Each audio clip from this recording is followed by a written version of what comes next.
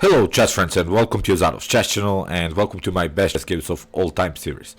So in this series we're following the best chess games that have been ever played in chess history, and today I wanted to show you another great game played by the legendary Chucky, the legendary Vassily Ivanchuck.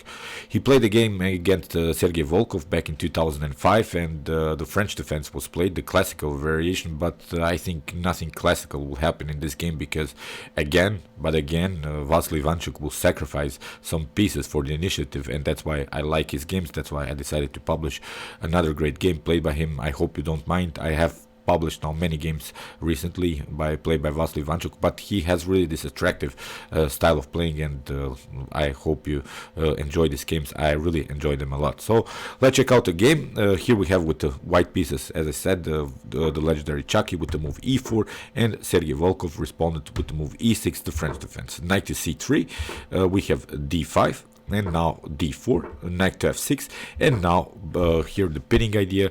We have here really this normal line, and in the game Volkov played a releasing move. I think it releases the pressure a little bit in the center. Here after d takes e4 we have knight takes e4, and now bishop to e7, and one of the best ways I think for white here is to proceed is to simply take out the knight. If black, for instance, captures with the bishop, I think we can even take out here the bishop and continue the game with this advanced pawn. At least it is some kind of a strategical advantage. But in the game, g takes f6 was played, and one of the ideas for black here is just when you have the bishop pair, white doesn't have any more the bishop pair, is to keep an open and dynamic game. So this idea g takes f6 is perfectly fine, although you have double pawns, but at least you can push the pawn here on f5. You can open maybe here the g file. You can also break the position with potential c5 moves. So here the bishop is very important on e7 because it supports this potential c5. So this will be the main attacking idea now for black. On the other hand, white is trying to keep the position compact, try to keep a static position, but again Vassily Ivanchuck will break the basic rules of chess. He will play a dynamic game with the two knights on the board, which is really incredible thing. Here he played knight to f3, we have f5, this very important idea to kick away the knight. Knight to c3, also a good move.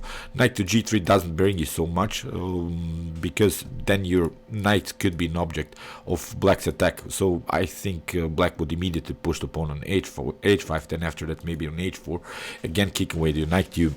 Black would have, I think, too much space advantage in the continuation of the game, so knight to c3 is also perfectly fine. In the game a6, played by Volkov with the preparation to expand on the queen side, we have g3. Here Ivanchuk realizes this idea that black is going to play the move b5, so of course he wants to place the bishop and aim against this rook on a8. So in the game b5, bishop to g2, and now bishop to b7. In the game castling played by Ivanchuk, so now c5. You see how black isn't scared to open the position because, as I said, black has the bishop pair. Black loves dynamics. Black loves the open game here, and Ivanchuk played now immediately a really great move. He played the move d5, and there is this problem. If you, for instance, take bishop takes d5, there are now two choices.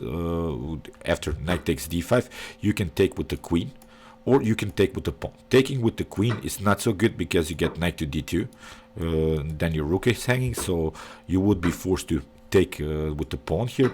E takes d5, but I think here knight to e5 is immediately winning, although it's still a complex middle game, but this weakness is too much to handle. You cannot kick away the knight here on f6 because you get queen to h5. In the next couple of moves, we'll simply take out this f5 pawn, the d5 pawn. We can also crack the position with the potential a4 moves. So competing with this knight with some potential the knight and d7 moves is also not possible. Then the queen comes very active into the game, so this would be a disaster, I think, for black.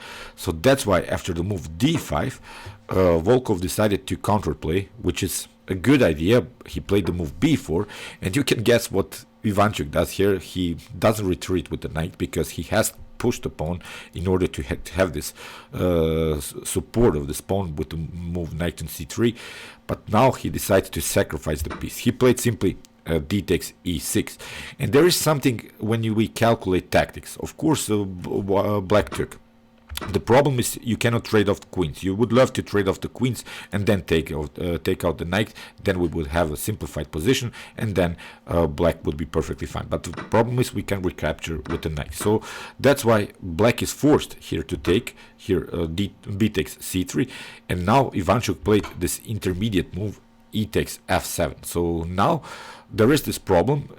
If we evaluate, we have now gained 2 pawns for the piece and a check, which is a tempo. When we evaluate our strength of the attack, this is a good decision, I think, by Ivanchuck, because he has also prevented black from castling. And knight to king takes f7 is not a possibility, because you get knight to e5, your bishop is hanging, and it will be game over. So that's why here Volkov had to play king to f8, and here Ivanchuck is already piece down. But at least we have taken 2 pawns for the initiative.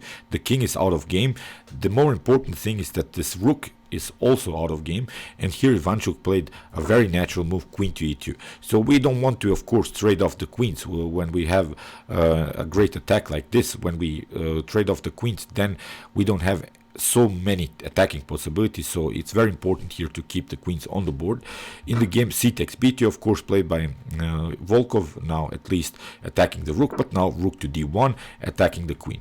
Queen to b6 was played, a very important move to support the pawn, and also have a good defensive possibility with the move queen to f6, because here Ivanchuck played, of course, rook to e1, and now queen to f6. So you see Volkov is defending very good here. It's great defense so far. He hasn't made any mistakes, and in the game Ivanchuck, well, that's how beautiful he plays this beautiful chess game. He plays the move c3. I'm not sure how many of us would play this move knight to c3. We would play maybe something like knight to h4. We would maybe try some rook improvements of the rooks somewhere. But this c3 is a very, very important move, because this knight after c6 cannot jump on this very active square on d4, and taking, of course, the pawn on c3 is not a possibility, because your bishop on e7 is hanging. So bishop to e4 here played by Volkov, here knight to h4, and this promotion idea which Volkov has prepared here basically doesn't work, because we can simply take. That's the problem. We can simply take out the queen. After bishop takes b1, we have simply the possibility to take out the rook on a8. So again, great tactics so far in the game. A knight to h4 was played by Ivanchuck, and really forcing now Volkov to decide what to do now. In the game, knight to c6 was played. Again, bishop takes g2 is not such a powerful move, because then the knight can go here maybe on g2, then after that on f4, and then after that on a very active square on d5, which could create maybe a fork on the bishop and the queen. So you see how Ivanchuck plays this game. It's really incredible, with one piece down, simply keeping the activity. In the game, knight to c6 was played, and now finally bishop takes e4. After f takes e4, we have queen takes e4, and here Ivanchuck has again taken a pawn, still a piece down.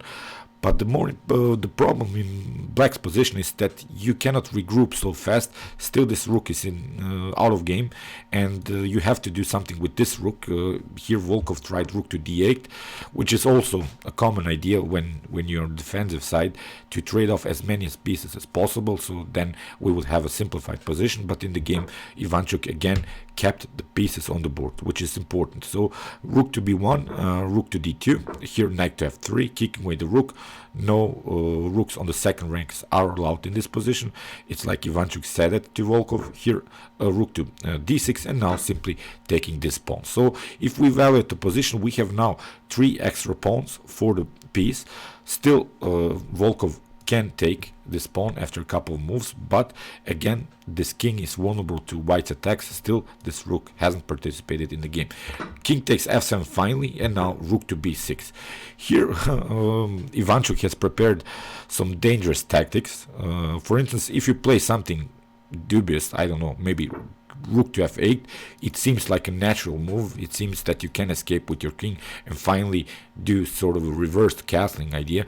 But now you get some dangerous tactics. As I said, rook takes c6. After rook takes c6, we have queen takes c6, queen takes c6, and now knight to e5, the fork, and you lose the piece. So it will be, of course, a winning continuation here for white with these 2 extra pawns, and it will be game over. So that's why after the move rook to b6, here Volkov tried to move king to e8. Again, this rook cannot come into the game. That's the problem. Here Volkov had to get out with the king again. So in the game, rook to e3, played by Ivanchuck. Probably a better idea would have been to play immediately.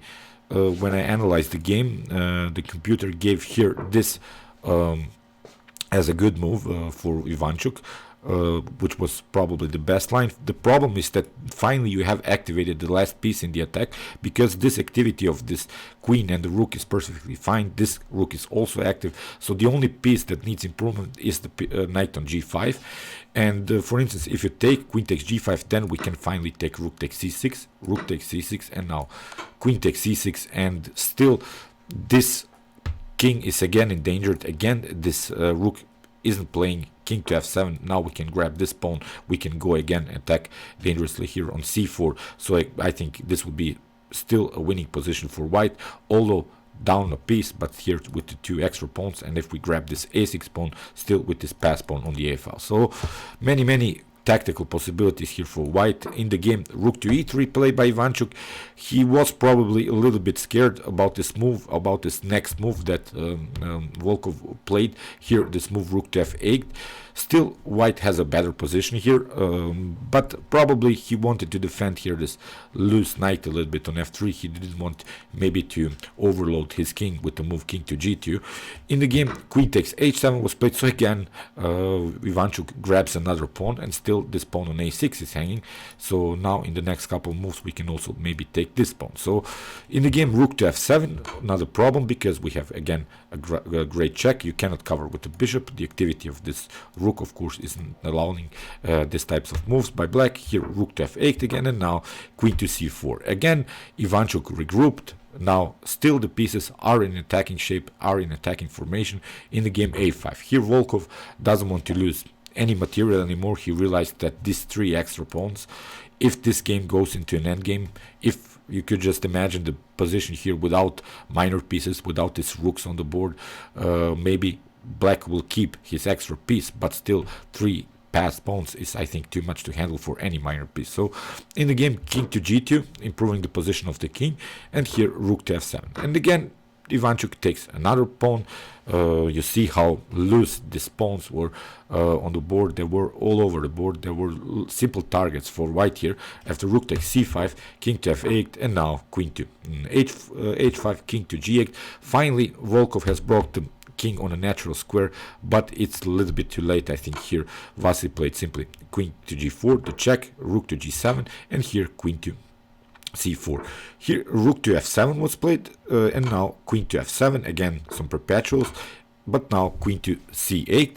And in this position, basically black doesn't have any choices. Whatever you do, if we even out trade off the queens off the board, it's still again a bad position with, as I mentioned, these 3 extra pawns. In the game, bishop to f8 here, Volkov doesn't even care about anymore even to trade off the queens. Now he realized that this is really a loose endgame. In the game, bishop to f8 was played, and now rook to e8. You see all of the pieces by Vassily Ivanchuck, they're in perfect attacking style. In the game, rook to g6 was played, and here I want you to pause the video and find the best next move, although it's not immediately winning, but I wanted to pause the video because I want you to see how you should make progress when you on the attacking side. So the most important thing is to realize which piece has a good activity, which piece doesn't. So when we evaluate the position, here the 3 pieces are perfectly fine. The rooks have a good activity, the queen has a good activity, they're really in attacking formation. So the only piece that needs improvement is this knight on f3. So how to improve this knight? So I want you to pause the video and try to find a way how to improve the position of the piece. So that's how you should think in chess. When you have, for instance, maybe 2 bishops very active, maybe the knight is perfectly fine, then maybe it's time for improvement of the rook or similar idea. So now this knight needs improvement, and I hope you can play, you can continue the attack here. Here Ivanchuck played a very important h4 with the preparation to play knight to g5. So this allows the knight to come into the game. You see how bad this knight is. It doesn't have any squares. You cannot jump on e5, you cannot jump on d4. That's why this c3 move was very, very important by Vassily Ivanchuck. I'm not sure how many players would see this move c3. Now after the h4, this knight will jump on g5. So queen to f7 was played, and now rook to b7, a counter attack against the queen, and here queen to f8, queen to f6, pardon me, and now knight to g5. Now all of the pieces of white are in perfect attacking shape. Knight to e5 was played here by Volkov, finally getting this knight into the game. But when he played this move, basically he realized that this is game over. Now I want you to pause the video and try to find the winning move here by Vassily Ivanchuck. He of course saw this move, and it's really a great interception move, sort of. It's of course rook to f7, cutting off here this very important connection between the queen and the bishop. For instance, if you take with the queen, then of course you lose the queen. If you take with the knight, then you get rook takes f8 first. You only have one square. It's not about even taking this knight immediately. You have still this possibility to play rook to g8 first. You have only one square for the king, and now we can try here queen to f8. If you cover with the rook, then you see this is very tricky. You lose even some more material. You cannot take with the queen, of course, because you lose this rook and similar ideas. So as I said, after this move here, rook to f7, in this position Volkov resigned. Incredible attack by the legendary Chucky from this beginning, sacrificing the piece in an early stage of the game. Played this c3, very prophylactic move, kept attacking by simply grabbing some pawns, and you see black was really late in development and got crushed by the legendary Chucky. Okay, I hope you enjoyed this game. Meanwhile, you can watch my other best chess games of all time with some more Chucky games and other games that were played in chess history. And you can also watch my computer chess games if you want to see the best engine games like Lila C0, Stockfish, and many more. And you can also subscribe to my channel if you like this content. Thank you for watching, guys, and chess is the best, of course.